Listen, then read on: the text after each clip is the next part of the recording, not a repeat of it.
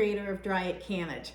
I'm not a professional, I'm a homemaker, but I like to share tips, tricks, and original recipes for canning, dehydrating, and freeze drying. Today, I want to talk really briefly about making sure that your Mylar bags are sealed for long-term storage for your freeze-dried food. It's not difficult, but there's just a couple of things that you need to do, and this video is really going to be short. So the first thing you need to do, obviously, is make sure your food is really dry. There are several methods to do that. The method I like to use is the weight method. You simply want to have some kind of a scale that will measure in grams. There are 16 grams in an ounce, and that's why you want to use grams, because it's a little bit of it's more of a fine measurement than ounces are.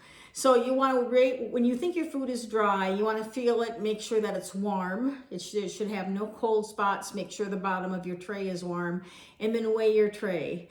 Put it back in your freeze dryer, wait 2 to 3 hours while it's drying again, pull it out and weigh it again. If you don't have any loss in weight, then you know your food is dry.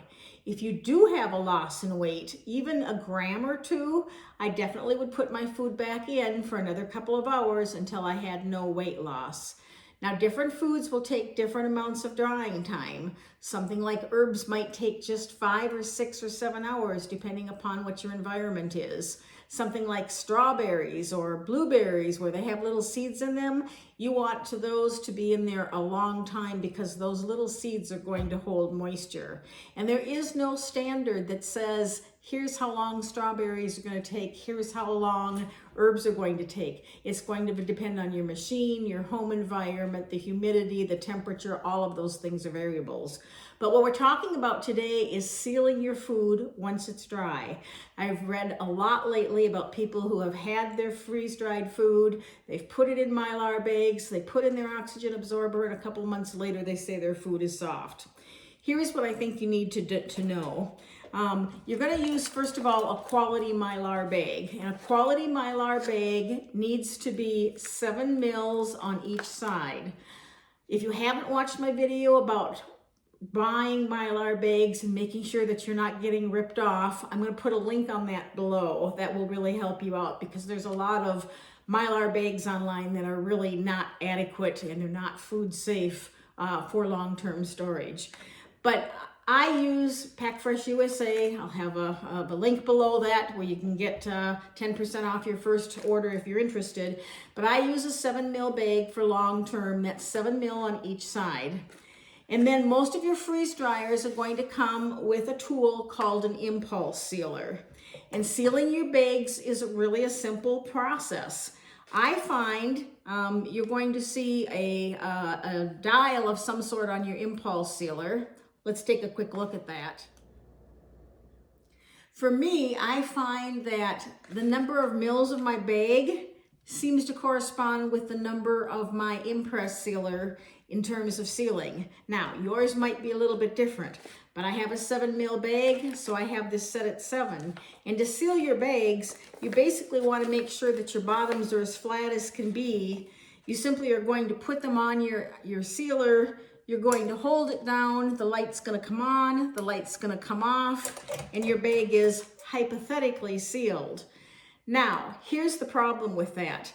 Mylar is stiff and sometimes difficult to work with, and oftentimes your seal is not really a good seal. And the one that I just did is a really good example of that.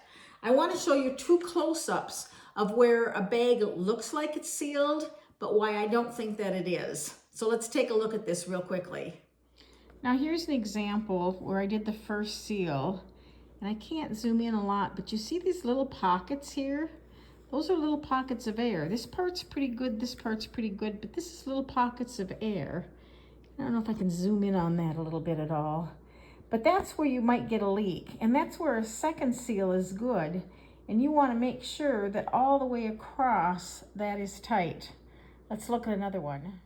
This one's easier to see. You can see where my initial seals really had air pockets in them, and that's not good enough. That's going to let air in long term. So I have a third seal that I had to do up on top here. This is really a second seal here and a third seal, and this one's tight all the way across. That's what you need to keep your food airtight. All right, so my lesson today is this. Food is expensive. Your time is worth something. Take the couple of extra seconds to make sure that your bags are fully sealed. And even if you get a good seal right away, I suggest doing at least a second seal just to have that food double checked. You want to make sure that your seals have no air pockets, and that's the way you're going to have long-term storage. So I appreciate you watching. If you aren't subscribing to my channel, you can do so by hitting the link below. In the meantime, check out the links below if you're interested in a freeze dryer or these quality USA made Mylar bags. Thanks for watching.